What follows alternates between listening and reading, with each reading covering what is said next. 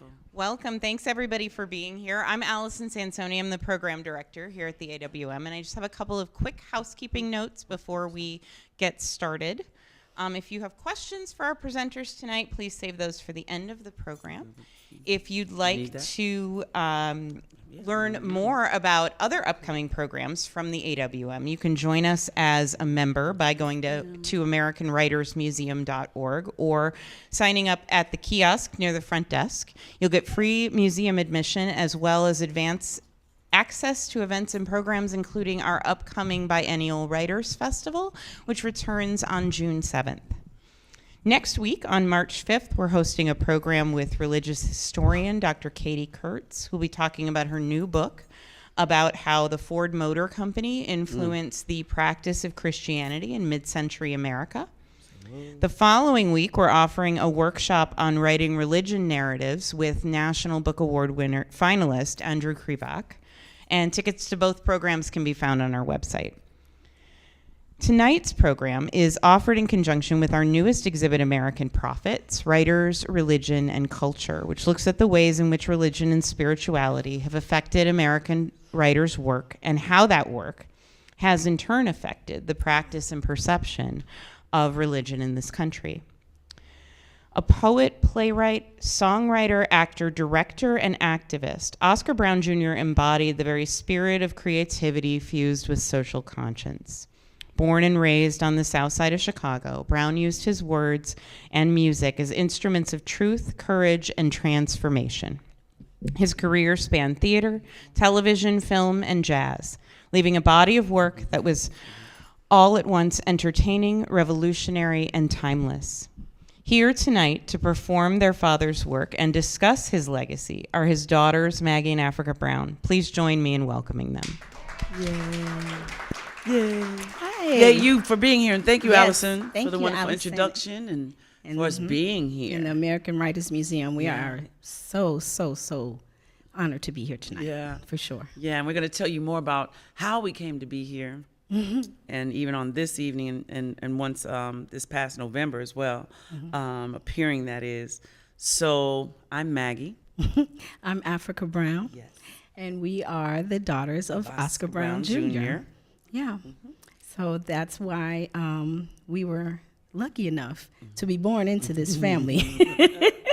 And so, he was a poet, A playwright, a songwriter, an activist, a compulsive truth teller. Yes. Oh my goodness. and most importantly, He was a man who believed that words should move people. So tonight, we want to introduce you not just to our father's work, but also to his way of thinking and his way of writing, his way of being a performing artist in the world, really. That's right. And so the first cue for us, Christopher, we just start listening to a little of Oscar. Yeah, Start. we'll kick it off with him. Dream of a land my soul is from. I hear a hand stroke on a drum. Shades of delight, cocoa hue, rich as a night, afro blue. Elegant boy, beautiful girl, dancing for joy, delicate whirl, shades of delight, cocoa hue, rich as a night, afro blue.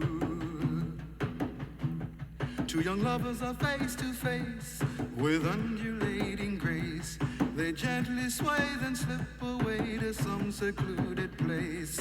Shades of delight, cocoa hue, rich as a night, afro blue.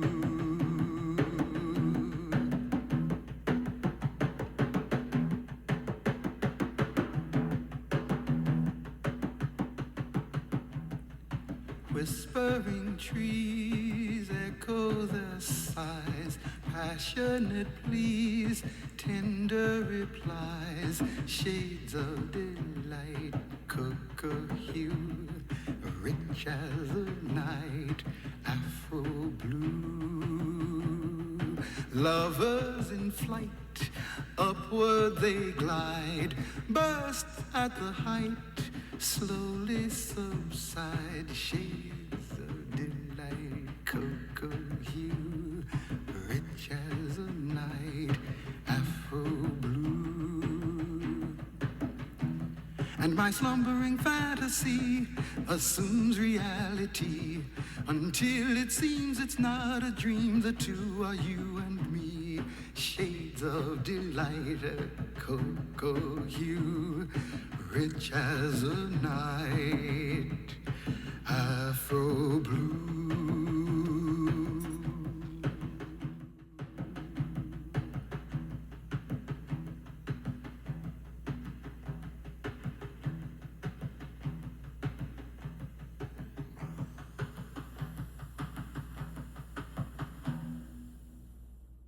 Musically, Yeah, this was That's our dad. revolutionary. That's our dad. And Singing. musically revolutionary because it was just him and that drum and his words. the voice and the his presence and his yeah. message. That's The courage. yeah, the stuff that has kind of lingered on.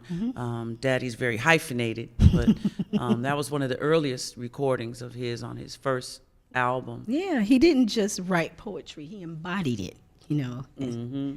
Yeah, and he believed that poetry was not passive. It was something that was active. All right, look at the word activism. Right there in the beginning, act. That's right. And my father, he would write a poem and step on stage And act it out. Right. And so that kind of trickled down to us. and sometimes he didn't just act it out, he acted up. Okay. You know? Yeah, right. Yes. He revolted with rhythm, with language, with truth. His poems challenged racism, poverty, war, hypocrisy, injustice, but he never preached. No, He performed. Yeah. Stuff like, Forgive me if I seem to preach, but there is something that I gotta wanna say. A message that I hope will reach the people who are throwing life away. I call it my philosophy, and that is why I pass it on to you. Because it works so well for me and helps me get away from strife. I hope you listen carefully. Say the truth will make you free. And that's the way you wanna be. 'Cause brother, this is your life. yay. Now, here's something people wouldn't necessarily know about our dad in terms of like the masterful way he would structure his poetry and his writing, right? Yeah, in many of his poems, and in this play that we're going to talk about, he used something called iambic pentameter. Yeah? And so that heartbeat, that rhythm of language, da-dum, da-dum, da-dum, da-dum, da-dum, right?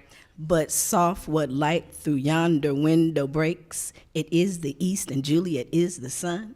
So it's like the classics, yes, you know, it's it was like some a Shakespeare. Shakespeare. But it's filtered through a black experience, through jazz, through blues, through his life, through Chicago, the streets. Right, so his plays weren't just emotional, they were engineered.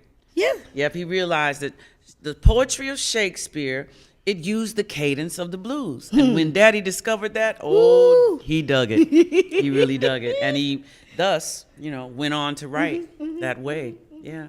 His music and poetry and drama and rhythm articulated the black experience. And he even wrote, in this case, about the antebellum atrocities of slavery. Give him that example of the blues. Oh, I'm sorry. I see. I love to hear my baby call my name. I love to hear my baby call my name. What light do But what but light do y'all? but light But soft but what soft light? but soft what light through yonder window breaks. It is the east and Juliet is the sun. Right. So And it that's is that cadence. it's really the same cadence. And so once he figured that out and he wrote a whole play called Creasy, and it was written the whole thing from beginning to end. Rhyming, iambic, That's right. pentameter. That's right. And so the conversation that we're going to recite is Demonstrates. it's inside of this play, and it's between Peterson, which is an abolitionist, and Stacy Talbert. Stacy Talbert is a slave owner on the Talbert plantation in this antebellum South musical. And so at this point, Stacy Talbert's favorite slave, Cato, has a terrible thing has happened, and unfortunately, Cato ended up shooting and killing the white overseer. And so now he's being hunted. he's being hunted by his slave master, who really, thought of him as a son until now. So this is that dialogue, starting with Peterson, who's going to be read by Africa, and I'm going to deal with, right? Yes, Stacy Talbert. Here we go. Start. It's like a rotten cancer that has grown to spread corruption through our Constitution. A monster destined to devour its own, this devilish, peculiar institution. Its robbery accomplished with your guns, a robbery for which someday somebody's gonna pay. If not your planters, certainly your sons will reap this whirlwind being sown today. Some future year, when dangers from within, our enemies abroad impose a threat, that's when your retribution will begin. That's when you'll start to pay your awful debt. Sir, stop these abolitionist remarks. If I were you, I'd keep them to myself. It's just that sort of statement, sir, that sparks the darkies to rebel like nothing else. You planters only see your cotton crop. You're blinded by your avaricious greed. I'm telling you the truth and yell you stop because you dread to see where it will lead. I wouldn't be surprised to find someone like you in this Cato affair. He never had rebellion on his mind. Some agitator must have put it there. The Senate was discussing agitation when I was in Columbia last week. I think bears some close investigation. So you can take away my right to speak. I take away your right to speak to me. We have no more reason to converse. All right. If that's the way it has to be, what I might say would only make it worse. And now, sir, please excuse me if you will. Of course. You've got a son you have to kill. So that second cue. Second cue for us. This is Cato. Cato is singing this song. This is from a play reading we did.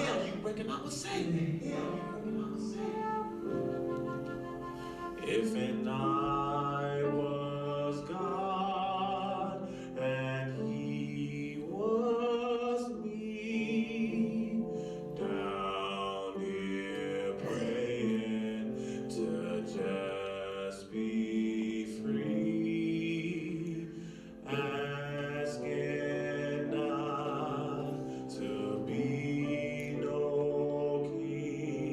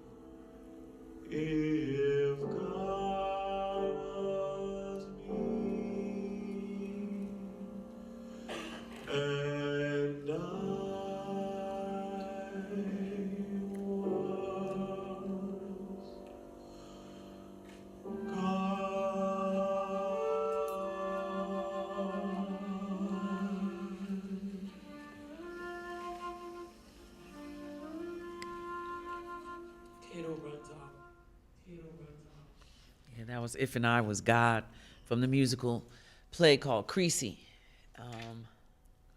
One of the greatest examples. Obviously, we really feel this work. Yeah. It's so emotional because we know, the heart behind the person who wrote the words. And so when we hear such a beautiful rendition, please tell them who was that singing was that. Wasn't that Vincent? No. Yes, Vincent. Yeah, I Vincent can't remember sang- Vincent's last name, but we were able to do a reading of that musical at the Logan Center in 2019.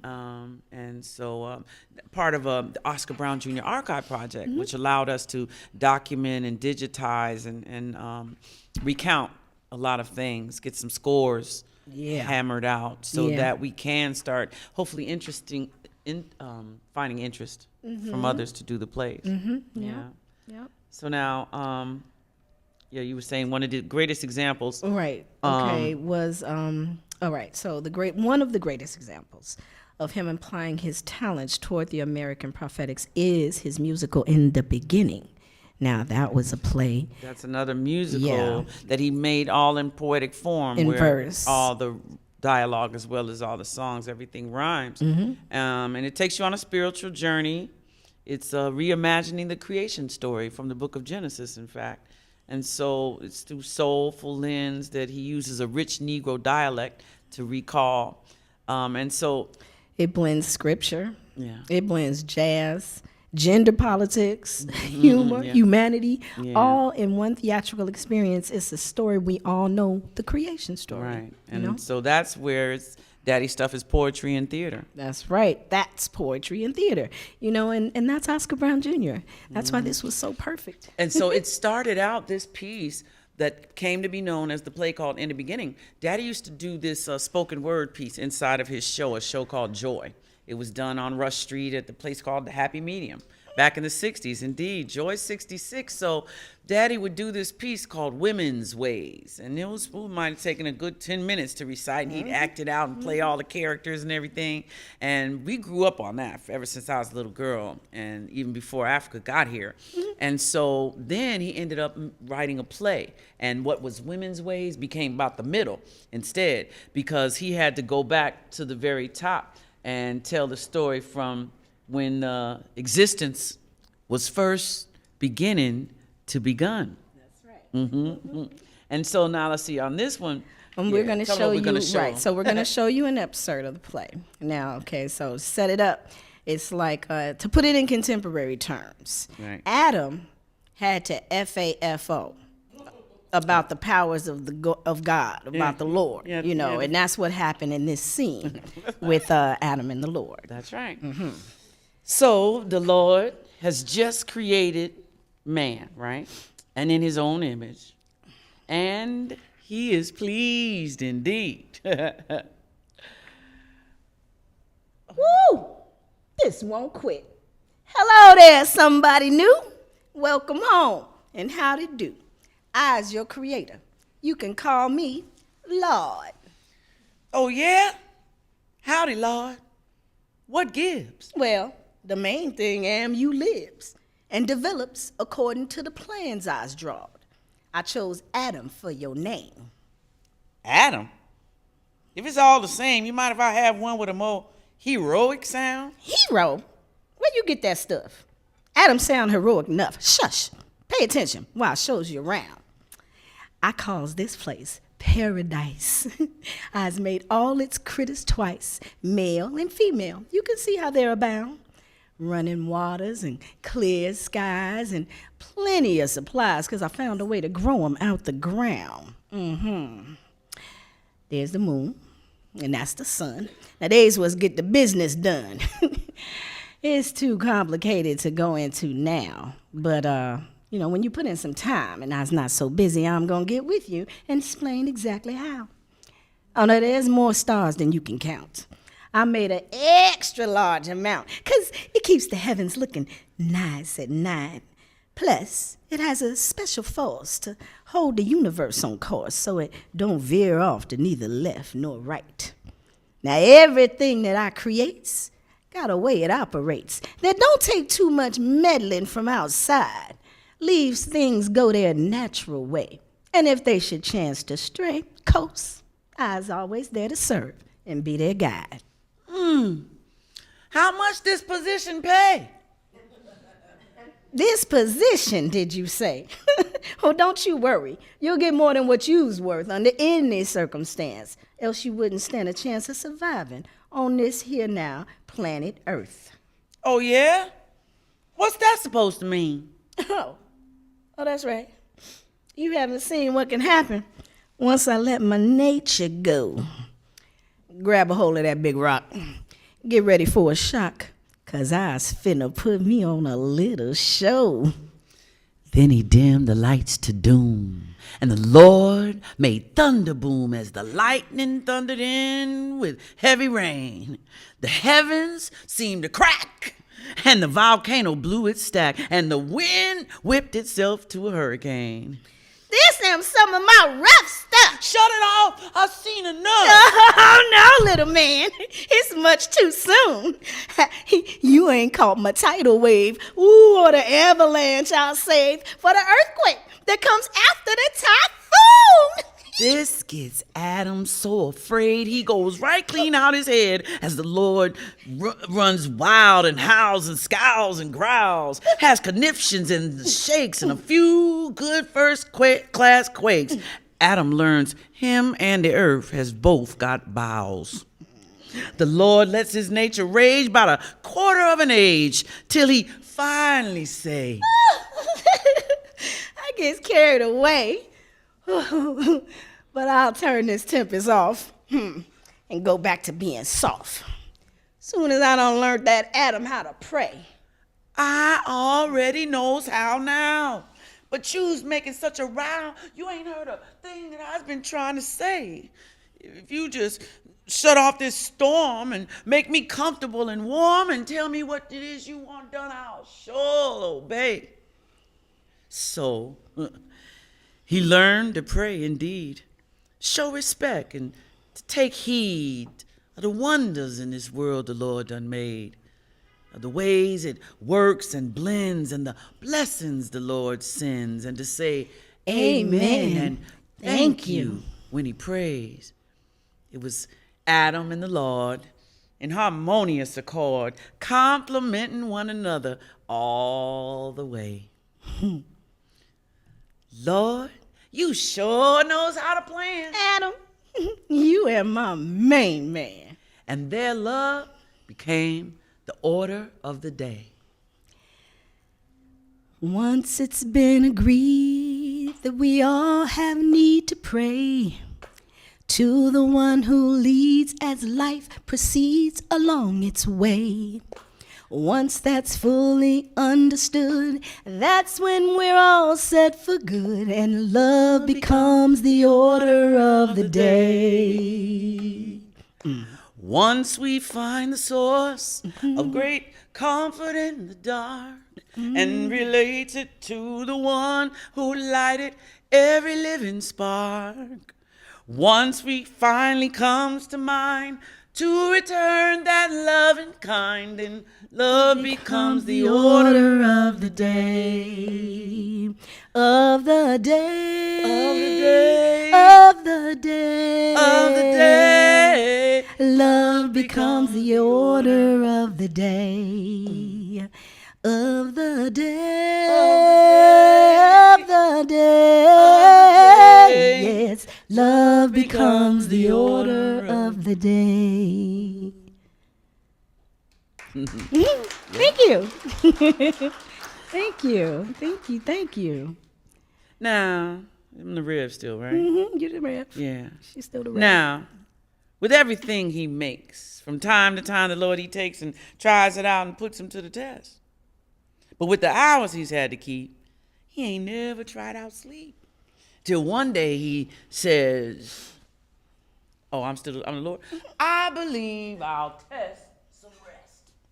So he billows up a cloud, shushes everything that's loud, and for the first time, stretches out to doze. He no sooner shut his eyes when he meant to lucidize. Deep off into this nightmare the Lord goes. It commences with a cuss. Damn you! I is your reverse. And I come here for to tell you, go to hell. Then his ugliness appear. Ugly? How you get in here? Don't you wish you knew? But I ain't gonna tell. Though the nightmare light were dim, the Lord looked and saw 'twas him, only with himself the way he ought not be. Where love should be, 'twas hate. And the Lord, he hollered, wait! I ain't gonna let myself do this to me.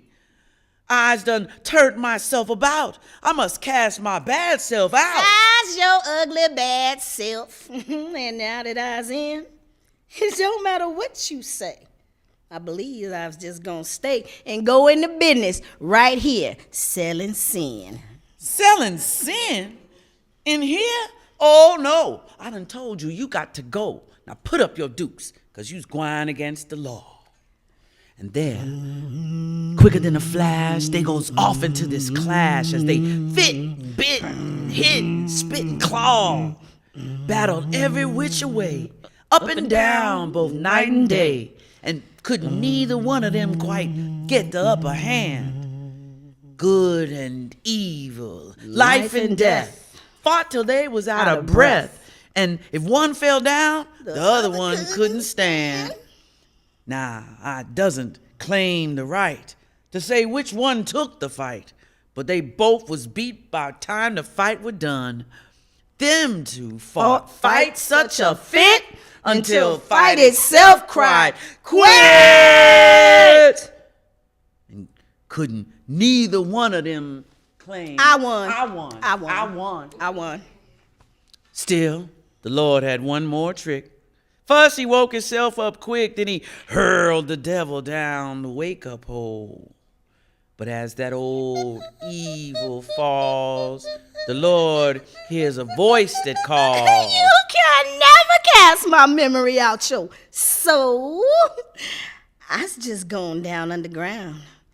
And the kingdom there I'll found, gonna rival yours through all eternity. Now that you've had this nightmare, you're gonna always know I's there. And all outside of you, I'll take inside of me. That, you devil, we shall see. Then the Lord, he growed a tree to cover up that wake-up hole just like a lid. Stuffed it with the Trunk and root, sealed the secret in the fruit, and said, long as this ain't it, you's gonna stay hid. Scene. Y'all know what happened after that. Oh, Lord. Yeah, here we are. Stay hid. Hey, somebody pop the cap on that one. Okay. He's not hiding anymore. No, Okay. not at all. All right. So, all right. In case you couldn't tell. Right. We delight in this sort of thing. Yeah, we do. We have do, a we really do, good yeah. time doing Yeah, this. we This do is love doing it. Yeah. And there's just so much of his material. And doing the archive project made us even more familiar, not to mention just growing up watching Daddy and Africa's mom, Jean, on stage as we were being reared, right? That's right. That's So right.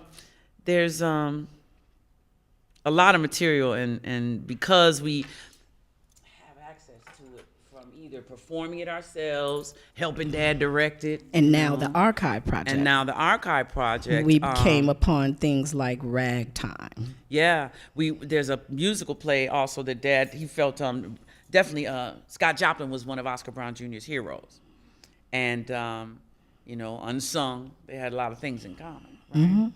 And so Daddy, first he would always sing this song. He made lyrics for The Entertainer. And we all know that Yeah. one. Were there The ice any cream. who cared or cried the day the ragtime piano man died? Were there any who sobbed and sighed as they carted him on his final ride? Was there much of a damn they gave Damn, they gave about this talented son of a slave? When the brother passed on, another colored man gone, without a marker, to put on his grave.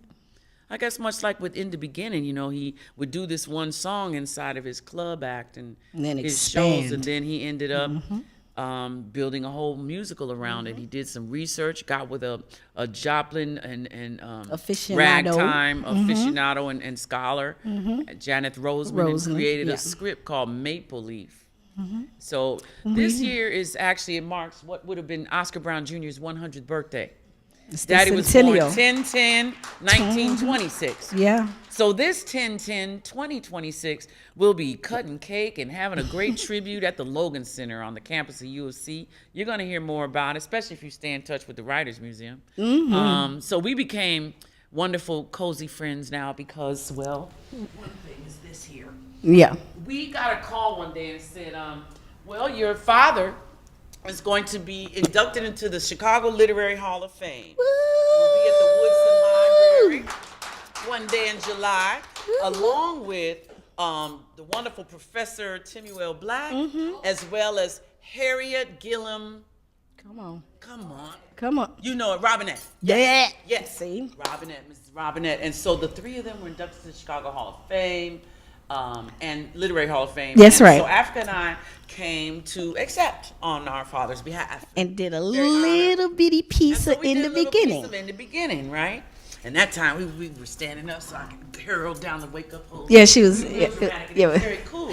But it caught the eye of Mr. Cranston here. Carrie Cranston. Carrie Cranston. Yeah. And he told Nate and Christopher and Allison about us. And it just so happened they were about to come forward with this wonderful exhibit called American Prophets. And when they saw what a prophetic piece In the Beginning was, we were invited to help put together a banner. That is, there are banners hanging in what's known as the Chicago room of gallery that's here in this wonderful museum. And you'll see wonderful other writers from around here, whether they lived here, were born and raised, or they spend a lot of time here and make literary contributions. But the Chicago Gallery is down there, and now there is a banner for Daddy, Oscar Brown Jr. So we helped figure out, you know, we were like, Daddy's so hyphenated. How many titles can we get on our banner? You know, can we at least get 3? Because 2 won't do it. And they did. We fit lyricist, poet, playwright. What else? Actor, politician. Anyway, the other side has wonderful material, including it talks about In the Beginning, because just like it's based on the book of Genesis, it would explain our genesis of being able to be here and have the banner up here. Africa actually grew up, really cut her teeth at a young age on that musical. She, what do you call that, originated the role of Eve. Because, of course, in the story of Genesis, there was Adam and Eve, the Lord, the devil, and the serpent. And our sister was the Lord, Daddy was the Rev, Africa's mom was the serpent, and our cousin was the devil, our brother was in the band. And so Africa said, she realized one day, I was like growing up inside the Wizard of Oz, you know, all my family, you know. It really was. And one time on set, she even bumped her head because she would come down on a slide. I did not bump my head. I fell backwards. Okay, look. And Eli. one You time, know those when you fell backwards. steel drums that they, have outside and they'll burn fire. Yeah. Okay, so those were the stairways to heaven. Right. My father was very, creative. And so there would be a little one, a bigger one, a bigger one, a bigger, and that would lead up to heaven, right? So during the scene, I'm supposed to, wallop, wham, whap, and I get knocked backwards. And I went back too far and must have knocked my head on that steel drum thing and was out cold on stage for a moment. Right. For a good and little her moment. Mom and her dad and her my mom, my daddy, sisters. my whole family was like, the baby, they're going to get me. Oh, by the way, did I say she was like 7, 8 years old? Yeah. By the time she was 8, Africa won, she was the youngest person to win the Joseph Jefferson Award for her co-starring role in the Best Beginning. Supporting Actress Still in a give her half of Musical. that one. Yes, still to this day, she's the youngest person to ever win That's true. the Joseph Jefferson Award. So I was out cold. Yes. And they was about to stop the show, and I must have came through and Came said my through. line. Yep, came to and she came through. My daddy must have he was just beaming. After the show, I got ice cream. He took me out. He bought me presents, and he kept calling me a trooper. Yeah. He's like, you were such a trooper. You were such a trooper. Because they figured That they were stood going to have out. to stop the show, maybe call an ambulance. I was like, get no, some I'm all right. I'm all right. Did my line. Yeah, that I'm was little, I trooper- don't know better. That was trooper action. Yeah. So what we're hoping for this 100th, that this is the perfect excuse to bring Daddy out of obscurity. Maybe some of you all, hopefully all of you all already knew something about Oscar Brown Jr., but so few do. He is such a Chicago treasure, just really a treasure to this nation, because he was a hip dude. And he had a hip philosophy. And hip actually stands for, in the Philosophies 101 of Oscar Brown Jr., HIP. Human Improvement Potential. So yeah, this campaign is one that we hope to make very infectious. Yeah, the hip campaign. Yeah, turning folks on to the desire.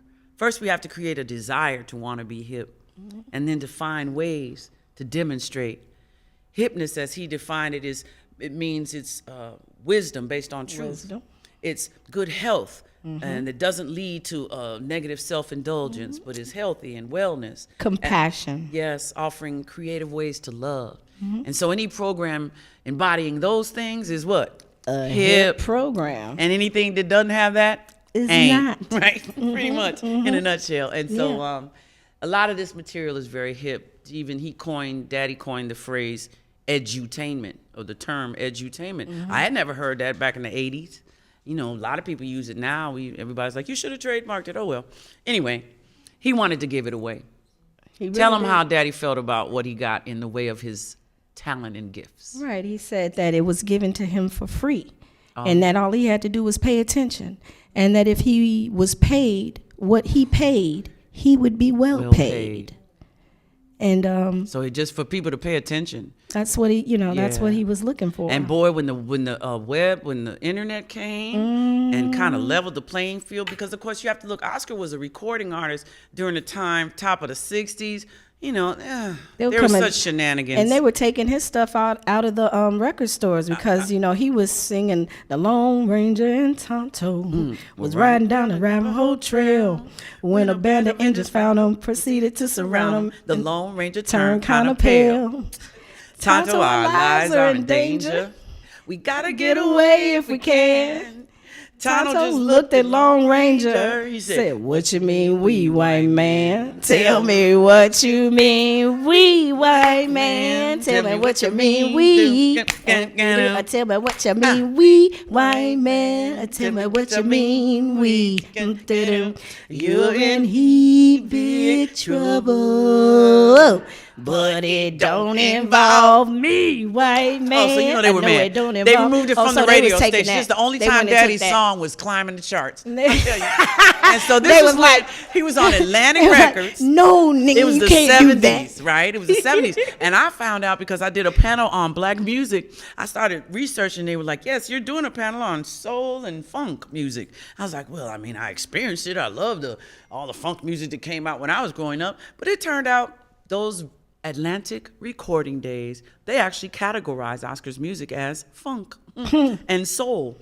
So he was a folklorist, a storyteller. The thing that bothers us, and why it's so important to do all we can, especially while it's the 100th and we can get more attention than we ever would.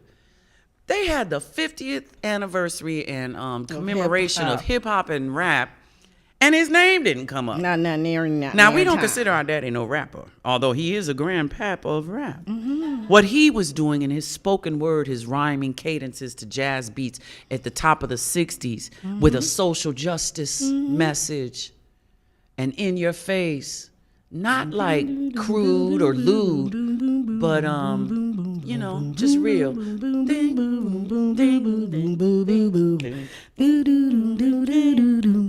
doing bass, or am I doing bass? You gonna say now, if I'm not mistaken, I once read back during that short spell I spent in school, where every slave set free was supposed to get for slaving 40 acres and a mule. Now, ain't no telling how much work was done by my ancestors under slavery's rule, but sure as hell Toto's got to run at least to 40 acres and a mule. Now, I'm not saying this to see folks sweat, because I'm not bitter. Neither am I cool. But ain't nobody paid for slavery yet. About My 40 acres and my mule. We had a promise, and that was taken taken back. back. And when we hollered, it was Hush, be cool. Well, me, I'm being rowdy, hot, and black. I want my 40 acres and my mule.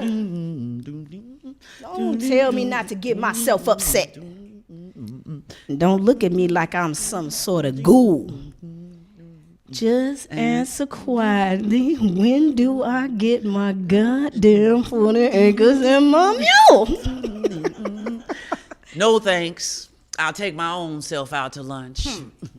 No thanks, I'll dig me my own swimming pool and lay and play around with my own bunch if I was to get 40 acres and a mule. Because, see, interest got to go on, just like rent.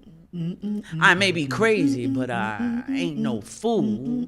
Let's see, 100 years of debt at 10% per year, per 40 acres and per mule. Now, add that up. Ooh-wee, look at that. I see her. No wonder they call great grandma Jewel. Just pay me that and call the whole thing square. Yes, Lord. 40 acres and a mule.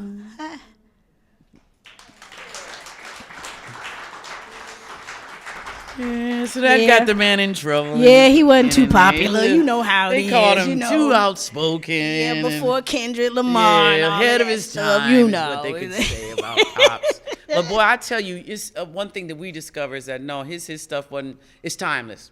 It might have been ahead of his time, but it's definitely time now. In so many arenas, so many fronts, and even to so one of the songs that's Oscar wrote words for it that have been covered by a lot of artists: Diane Reeves, Dee Dee Bridgewater, Gregory Porter, and most recently, Badu. Erykah Badu sang on Robert Glasper's project, the Black Radio project of his. And now that's real contemporary. Robert Glasper, if you don't know his name, he's played and collaborated with everybody. And so Erykah sang Daddy's lyric to Afro Blue on that project. But man, back in those 60 days, cats did not have no concrete clad contracts for their little music and stuff. And, you know, Oscar doesn't even always get credit. And that's sort of a slap in the face, especially when someone that's very evil and diabolical and seems to be trying to send the whole country and possibly good portions of the world to hell in a handbasket, that person actually used to pull out of their lapel a poem at the rallies, at the 100th day of office, the first time he was in the office. He would read these words and try to make the meaning twisted to what he wanted you to think, which is, this is how you should feel about immigrants and people showing up to the border.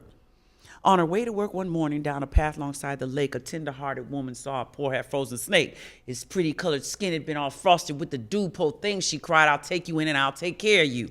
Take me in, tender woman. Take me in, for heaven's sake. Take me in, tender woman. Because Daddy would perform this. He would sing this with little kids in his nightclub act. It's his song, right? So this dude keeps reading, right? He keeps reading it at his rallies through the years, y'all. Time and time again. Time and time again. Who did he say wrote it? Never said who wrote it.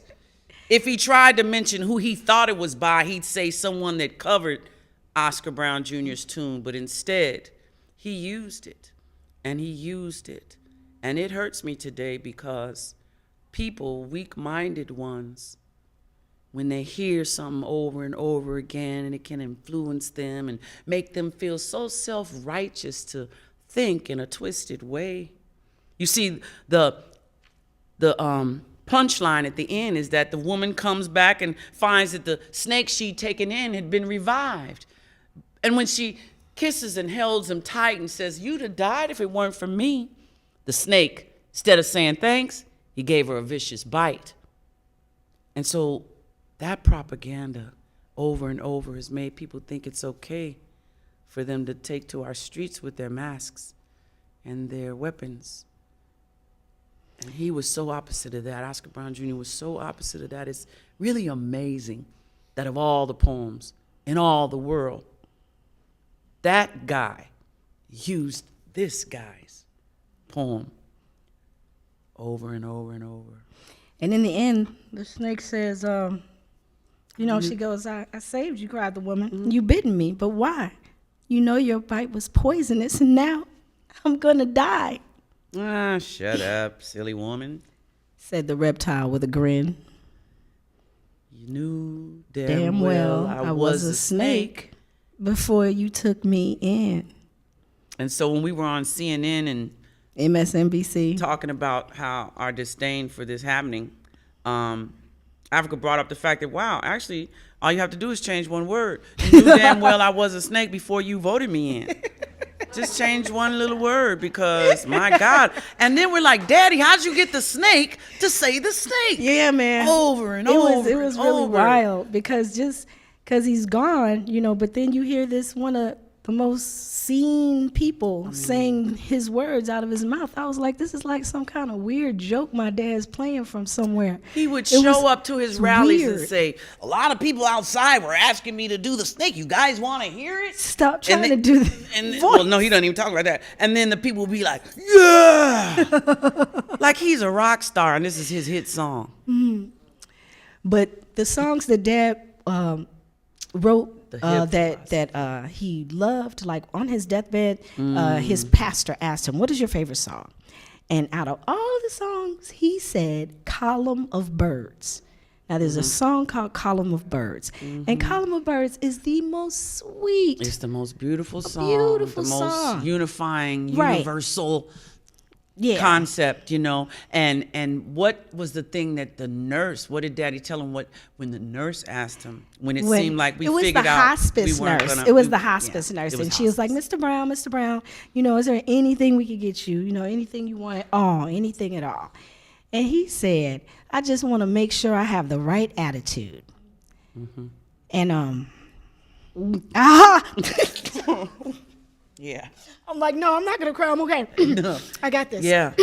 So we're gonna tell you about Column of Birds, and then it's probably let's see. It's 47. It's just about time to go. Yeah. We still have But- moments. So should we say Column that? of Birds, yeah. Column of Birds is This happened because he witnessed this intense migration of birds while in California. Seemed Yeah, I like think one it of was. those. He was crossing.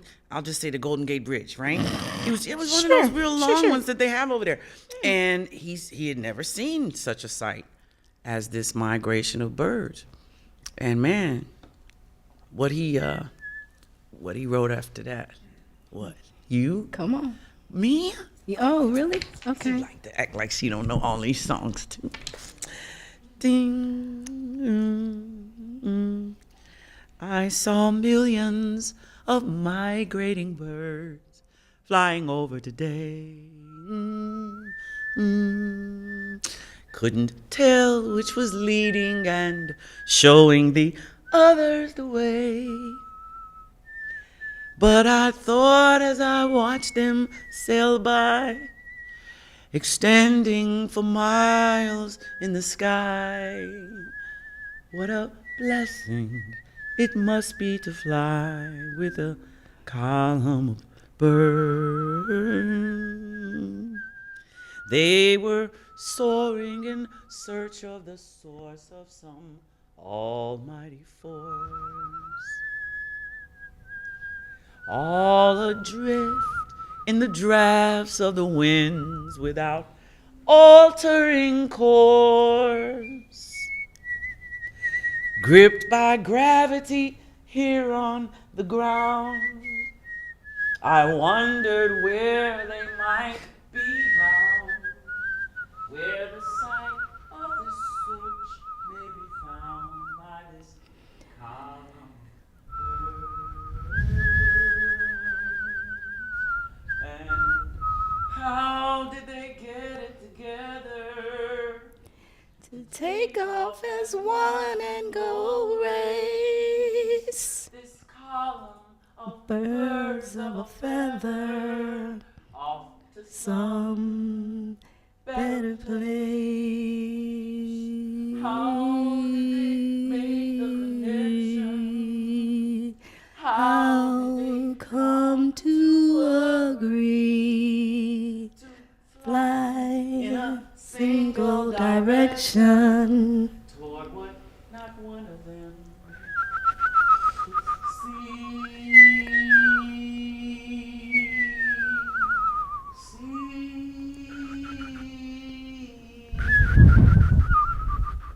They were Coming and coming and going and going and gone. through the oncoming night toward the brightness of some distant dawn. As I turned and went back to my plow, to the grind of my grim here and now, I wished our kind might take off somehow, like this column of birds. Column of birds. Column of birds.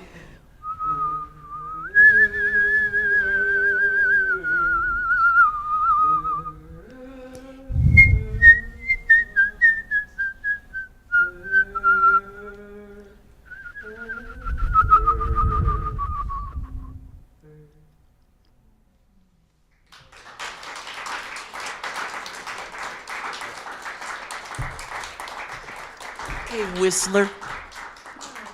Yeah. Yeah, no, I do not.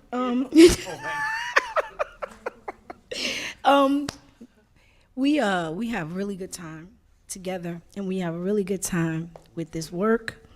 We have a really good time with the audience, and we're so happy to be able to share this with you and be intimate with you and cry and laugh with you and sing and all of that stuff. You know, it's such a blessing, you know, to be born in such a time, because it's really a crazy time right now. But, you know, we're here, and I think that the resilience of the human spirit is always going to prevail. At least that's the way that we've been taught, and that's the message, that hit message that we are going to keep spreading.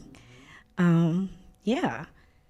I guess, let's see, If you all had anything you wanted to ask or say or whatever, we only have a few minutes left. This is our brother. There's a song called Brown Baby.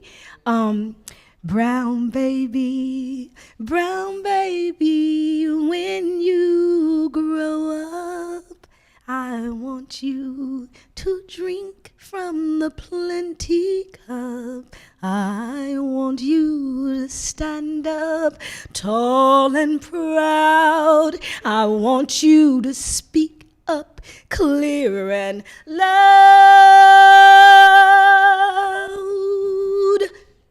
Brown baby 1959 was a revolutionary song. Mahalia Jackson recorded that song. And Diana Ross that's did right. too as well. And Daddy wrote that song about this brother right here. Stand up, Napoleon. Daddy's firstborn. His firstborn, looking just like him. That's our brother, yeah. So what's your question? Yeah, what's your question, bro? I was simply going to point out that the true blessing is the fact that you can tell the story that would make him proud. He knew you would. He knew you would do this. He knew you would all do this. Yeah. And to experience that and having grown up with that, I really appreciate the fact that you two do what you do. And thank you very much.